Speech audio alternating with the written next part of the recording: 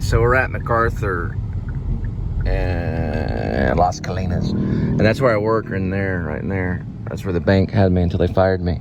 It was inside a grocery store in there, and they were very, very cruel. Customers would throw pins at you, yell and scream. Police would be called.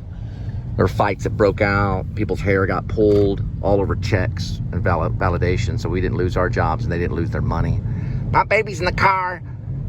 I should knock you in the mouth. Throwing a pin at them.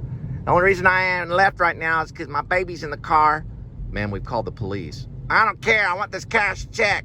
I want it, the check cash. GD, GD, GD. It's like all the time, the police were like being called all the time, coming up there. And then the police started cashing their checks up there, you know, because they had to wait to run off with the criminals, you know, that were standing in line. All this fraud every day.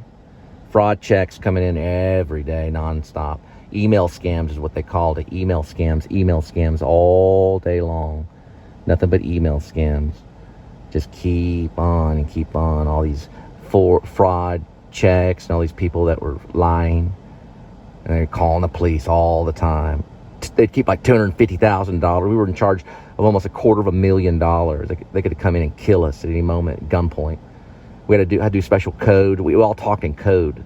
We didn't talk in a regular language. We talked in a code. These people were crazy for the money, man. I mean, crazy. They'd kill you. There were bankers that were pistol whipped. They had bankers. They went back behind the bankers, the teller line, and they pistol whipped them with the pistol. This really happened. They almost killed 2 bankers. It was like $250,000, a lot of money to rob.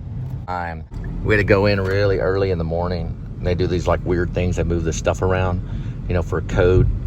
Then you go in, you got to put all these codes. If you messed up, the police were called. The police would show up. Is everything okay? All the time. Is everything okay? You know, the police were always there. Like, what's going on? What's going on? All the time, because of the amount of money. We were in charge. $250,000 is way too much for a bank to handle at one time. You could be killed over that money. So my pastor and his wife, they like to look at all the scenery from the church. I'm right by the church. They were treated like kings and queens. We will tell.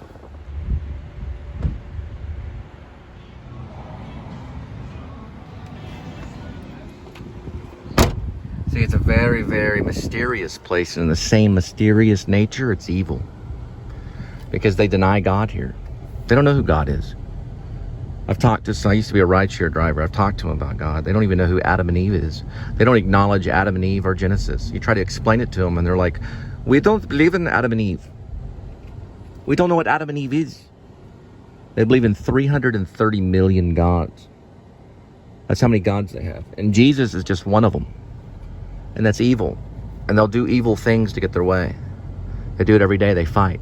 Although their food smells, and that's part of their weapon, is the food. They use the food as weaponry. Because that's why they soak it in curry. Right? My second wife's last name is Curry. That's why they soak it in curry. They powder it with curry because they use it as a weapon.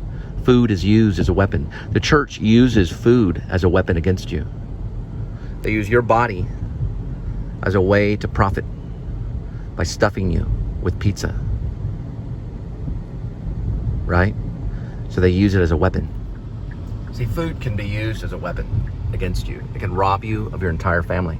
Food can. It's simple. All you have to do is put it in your mouth. Put the food in your mouth. It can rob you. Because see, you'll watch me feast.